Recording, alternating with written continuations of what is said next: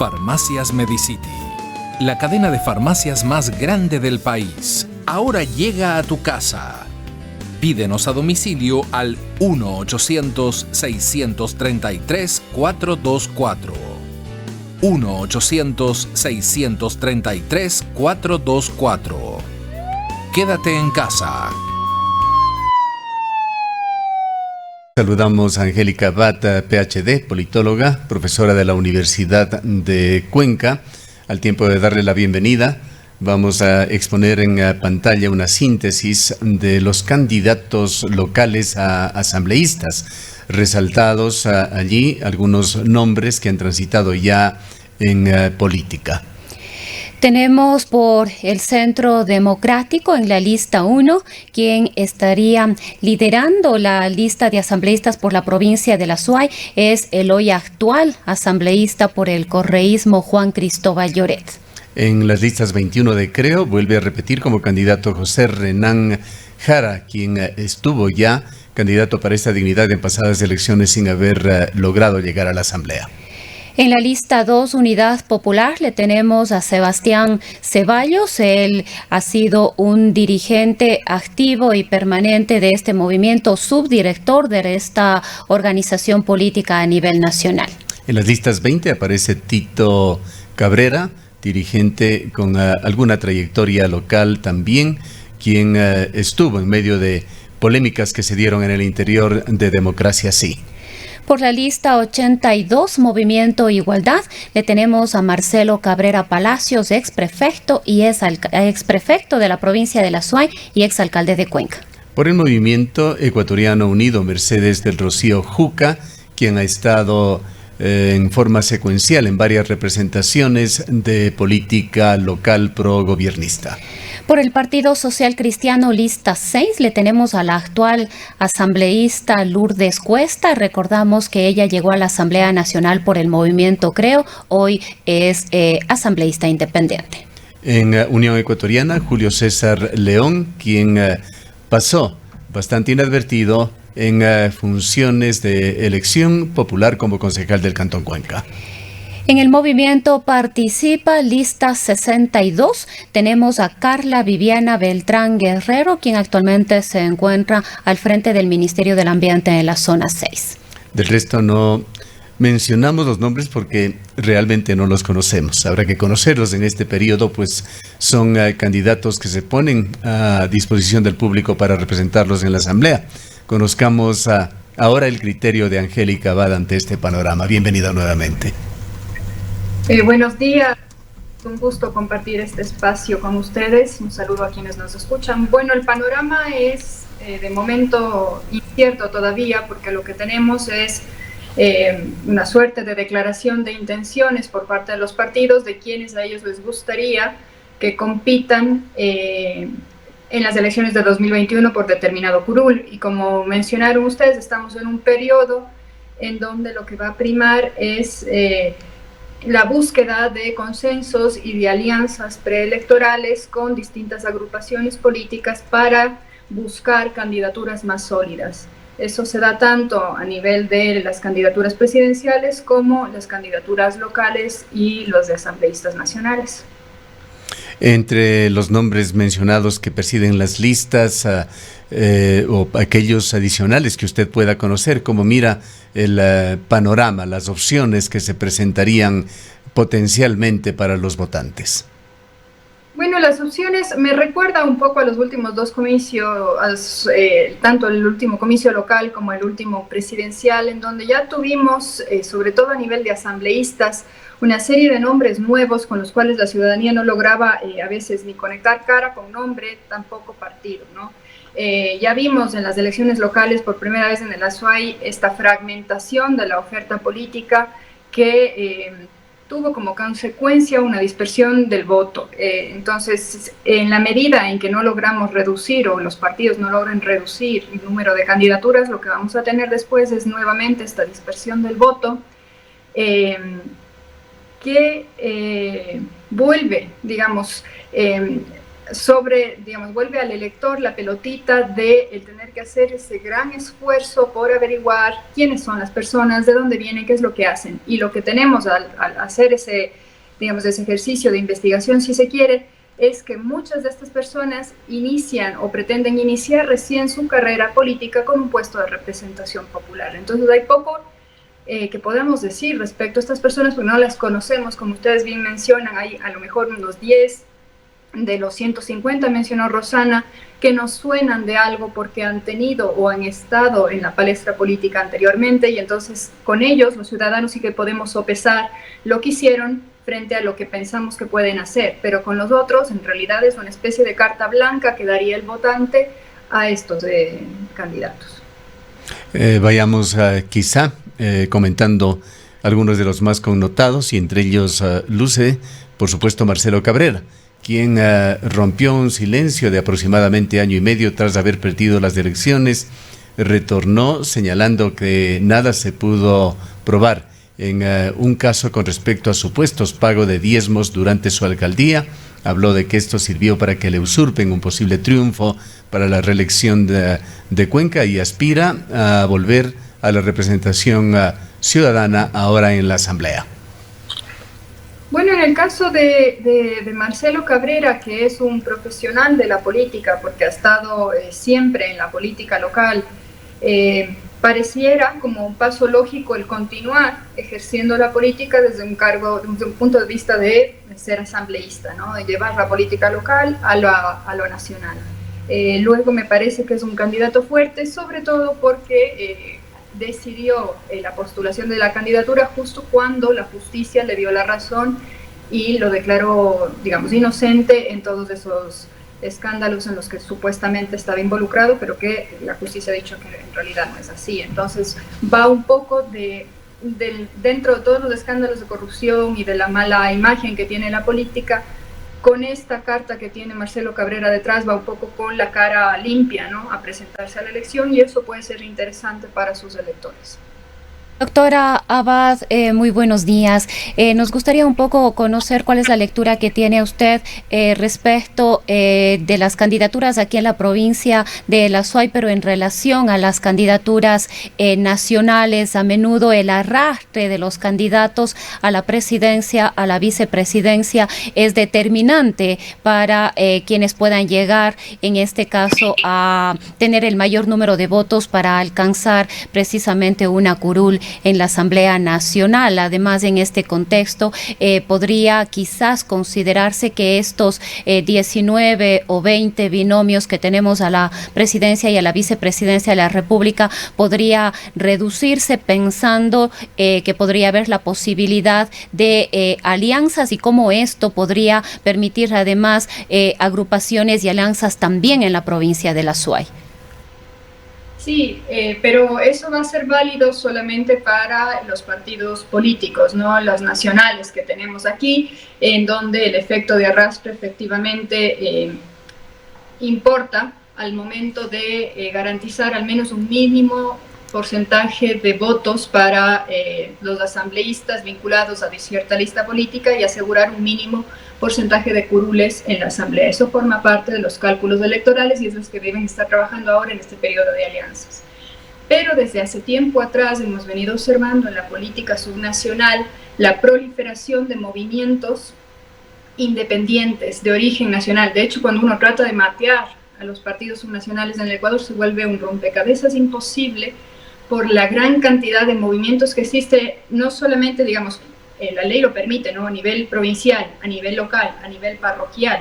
Entonces hay ahí una gran cantidad de recursos políticos y de personas movilizándose también que, en este caso, para las elecciones a asambleístas provinciales también tienen un peso y que pueden o no actuar de forma ligeramente más independiente, en el caso de Marcelo Cabrera, por ejemplo, de cara a catapultarse hacia la Asamblea Nacional, porque el caudal de votación y las redes la tienen ya establecidas dentro del ámbito local en donde compiten. Quisiera también su análisis sobre dos asambleístas que aspiran a continuar representando a la provincia de la SUAY. Uno de ellos es un insigne correísta, Juan Cristóbal Lloret, quien ha tomado cierto liderazgo en la asamblea entre los asambleístas pro Correa. Sin embargo, Juan Cristóbal Lloret tiene el mismo defecto de los otros 5 asambleístas de la provincia de la SUAY, de quienes la provincia se ha sentido huérfana de su representación. Muy poco han hecho los asambleístas en la provincia en términos generales. Juan Cristóbal Lloret, sin embargo, aspira a ser reelecto. Lourdes Cuesta Orellana es otra asambleísta que intenta volver.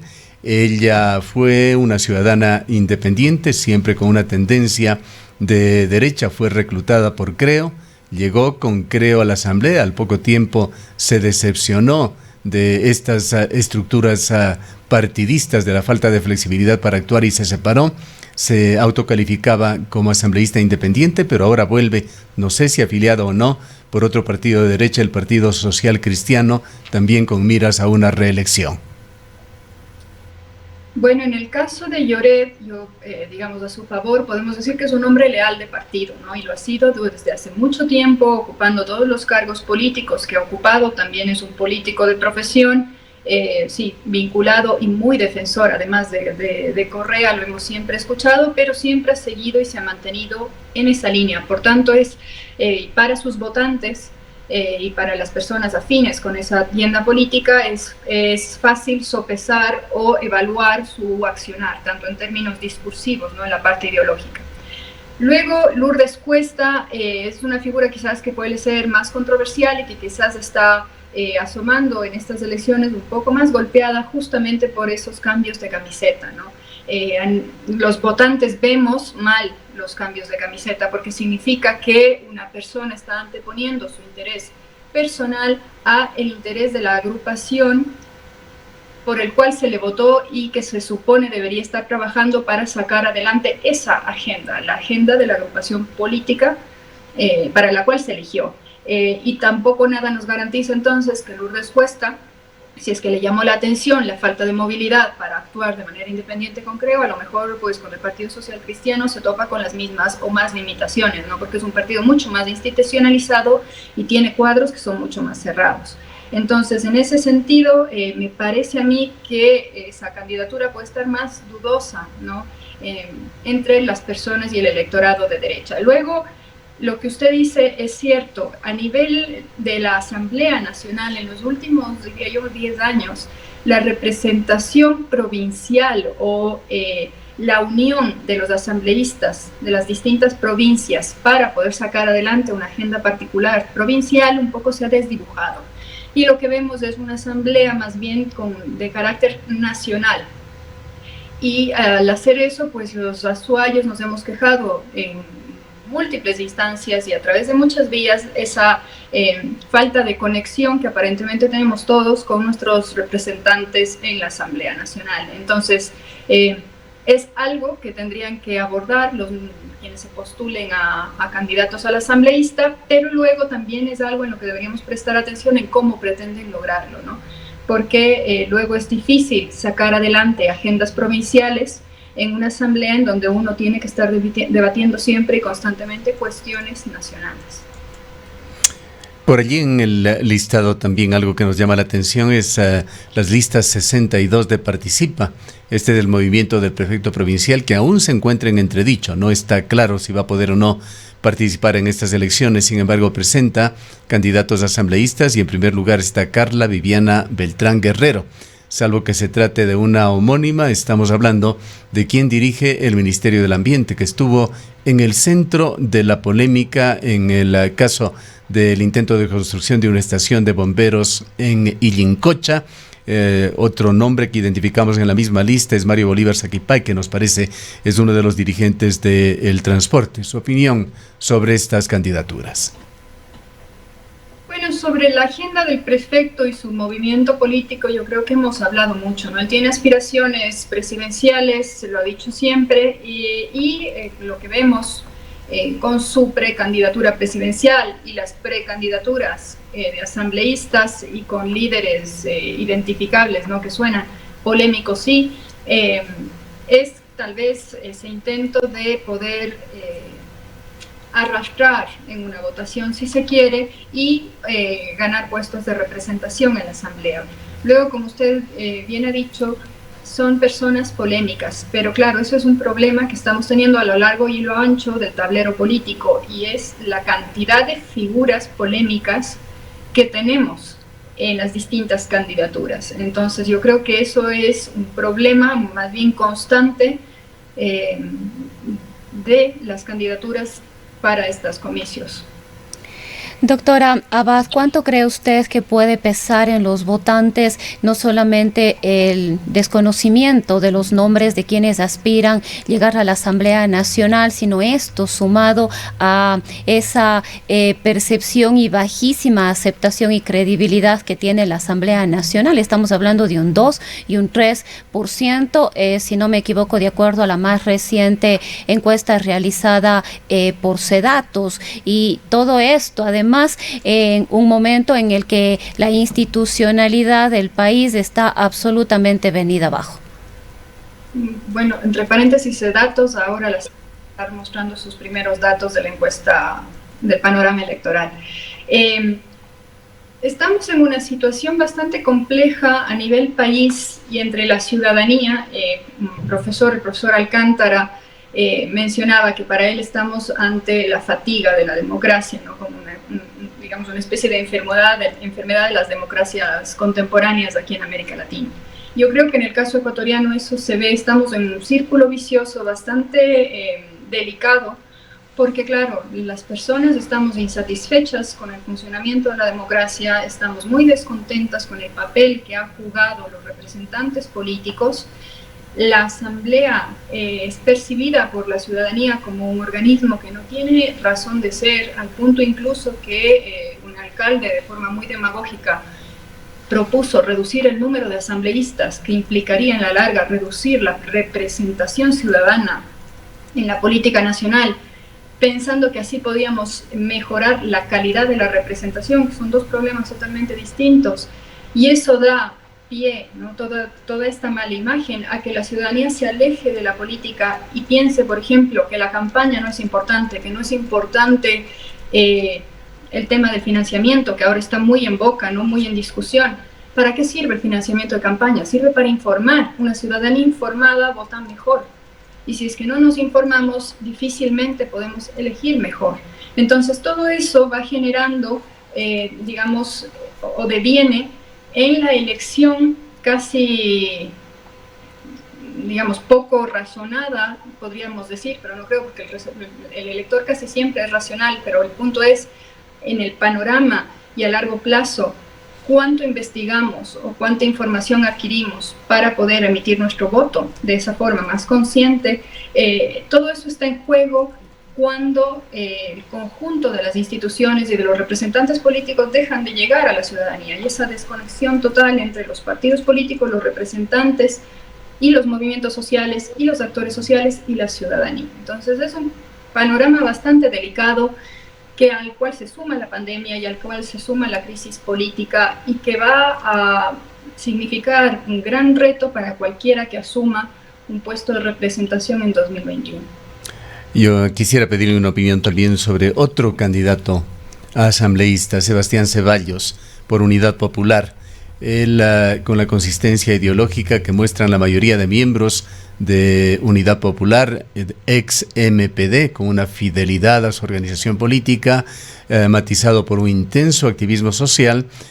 Sebastián Ceballos, sin tener una representación pública, ha tenido ciertas asesorías justamente con Marcelo Cabrera, pero ahora Sebastián Ceballos se presenta como candidato por Unidad Popular, listas 2 para asambleísta de esta provincia, pero paralelamente su partido ha anunciado que se adhiere a la candidatura de Yacu Pérez Guartambel. Bueno, como digo, es una época de alianzas. Luego, en sí mismo, como usted menciona, Ceballos ha sido un digno representante de la Unión Ecuatoriana, ¿verdad? Pues, Unidad Popular. Unidad Popular, siempre se me confunden esos dos.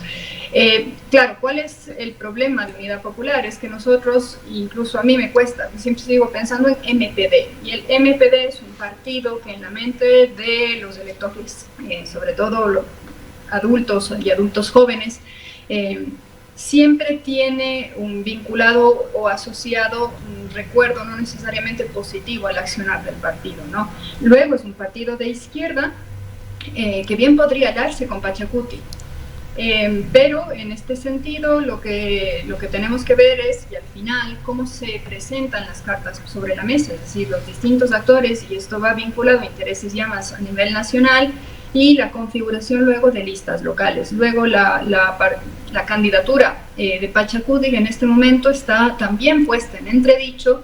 De acuerdo con los expertos en derecho electoral, debería ser anulada la candidatura en Pachacuti porque no tiene vicepresidencia. Y el binomio debería haber sido fruto de elecciones primarias. Entonces, tenemos que ver eso al final, cómo se resuelve y si es que se logra llevar a cabo al final, ¿no? Entonces todavía es un escenario bastante incierto en el que estamos, y eso tenemos que tenerlo claro, de que nada de lo que digamos aquí va a depender mucho de otras, digamos, de otras decisiones y de otros movimientos y de otras circunstancias, como por ejemplo este anuncio que salió ayer de los jueces de casación con el juicio de casación por el caso Sobornos, ¿no? Se va a llevar a cabo a inicios de septiembre, no se esperaba que fuese tan pronto. Todas esas, digamos, esos movimientos de otros poderes y de otros actores pueden cambiar de un rato a otro el panorama político electoral. En este panorama, doctora Abad, ¿cómo va a funcionar en este próximo proceso electoral la forma del voto? ¿Se va a favorecer de alguna manera el voto en plancha, el voto entre listas? ¿Cómo se puede ver esta situación o estas posibilidades para las próximas elecciones? Bueno, yo tengo entendido que además para las próximas elecciones ya corre la última modificación que se hizo en el Código de la Democracia respecto a la configuración de la lista, ¿no? Entonces, ya no tenemos listas desbloqueadas, ¿no? Los ecuatorianos vamos a tener que elegir al interior de las listas.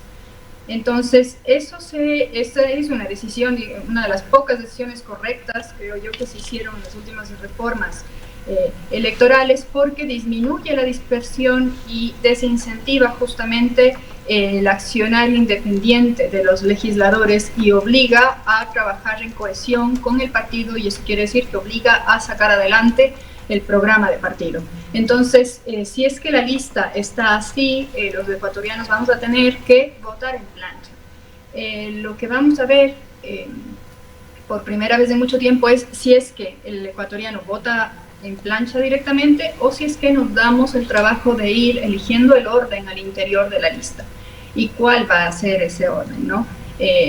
Ahí entran muchas suposiciones y entra también, vamos a ver, al interior de las propias listas una suerte de competencia política después para poder sobresalir y poder llegar a obtener realmente esos curules. Vayamos un poco a la presencia nacional de Cuenca y la provincia de la Azuay, doctora Abad. Cuenca ha tenido una actuación variopinta a lo largo de la historia republicana. Su presencia política no ha sido gravitante en el país, con algunas excepciones, pero en general los cuencanos que estuvieron en el poder, ya sea en el poder legislativo o que formaron parte del ejecutivo, tenían algunos atributos, entre ellos el de tener la fama de ser personas honestas, honradas, muy leales a los intereses de la provincia. Esto lamentablemente podrá haber excepciones por allí, no lo desconocemos, pero se diluyó en los últimos 15 años y realmente la representación que hemos tenido de Cuenca a niveles de gobierno nacional, ya sea legislativo o ejecutivo, ha sido bastante deplorable. Basta ver el balance de quienes fueron ministros con Rafael Correa o el que estamos haciendo de los actuales asambleístas, que no termina muy bien, terminan con las mismas cifras de la Asamblea Nacional, que dan cuenta de un 3% de aceptación, 2% de credibilidad. Es algo realmente lamentable. La presencia nacional se va a proyectar ahora en candidatos a la presidencia de la República. Uno de ellos es Yacu Pérez. En medio de la polémica de las organizaciones indígenas, es hasta el momento el candidato por este importante sector. El otro es Paul Carrasco, ex prefecto de la provincia de la Azuay, y la tercera, Jimena Peña. Ella, hay que aclararlo, no es representante por el Azuay. Ella ingresó como representante por la diáspora ecuatoriana, por los migrantes, llegó accidentalmente a la asamblea, pues era suplente y ha estado en representación. Asumió la coordinación de su movimiento en la asamblea del movimiento Alianza País, renunció en última fase y hoy se la presenta nada menos que como candidata a la presidencia de la República por Alianza País. Estuvo en disputa hasta los últimos minutos con otro polémico cuencano, José Serrano. Háblenos, por favor, de este aspecto de la proyección de Cuenca en la política nacional. Bueno, como usted ha dicho, la representación nacional o los cuencanos más sonados de los últimos 15 años son figuras altamente controversiales vinculadas con una serie de escándalos de corrupción que no nos han dejado bien parados de cara a la opinión nacional. A esto, sumado al hecho de que nosotros somos provincia del sur y somos, sí, la tercera ciudad, pero es la tercera ciudad más grande, implica que las posibilidades de cualquier candidato que no sea de Quito o de Guayaquil, en este caso, de llegar a obtener una presidencia de la República son muy bajas, ¿no? Es decir, las elecciones para la presidencia se ganan con los votos de Quito y Guayaquil. Y lo que aquí tenemos, Quito, Guayaquil y Manta ahora, ¿no? Y tenemos que pensar qué posibilidades realmente tiene Carrasco, por ejemplo, de ganar en Quito, en Guayaquil, en Manta. Qué posibilidades tiene Jimena Peña de hacer lo propio y Yacu. De los tres, me parece que Yacu, por la asociación que tiene y su vínculo con el movimiento indígena y su proyección como líder indígena nacional, y sobre todo en el austroecuatoriano, quizás tenga mayor caudal electoral o pueda recolectar más votos. Sin embargo, son candidaturas que tenemos que ver cómo dejan ese carácter local, son muy locales todavía, y cómo si son capaces incluso de apropiarse de un discurso nacional y de presentarse en la mente de los ecuatorianos como representantes del conjunto del Ecuador y no solo del austro y no solamente de Cuenca. Eso sumado al mal papel que han hecho las grandes autoridades cuencanas en los últimos 15 años, y podemos incluso nombrarlas, tenemos Paul Granda, tenemos al Corcho Cordero, tenemos al propio José Serrano, que son figuras que han estado vinculadas con los principales escándalos de corrupción e incluso con crímenes de lesa humanidad. Entonces, en este momento nos deja bastante debilitados en términos de imagen a la provincia.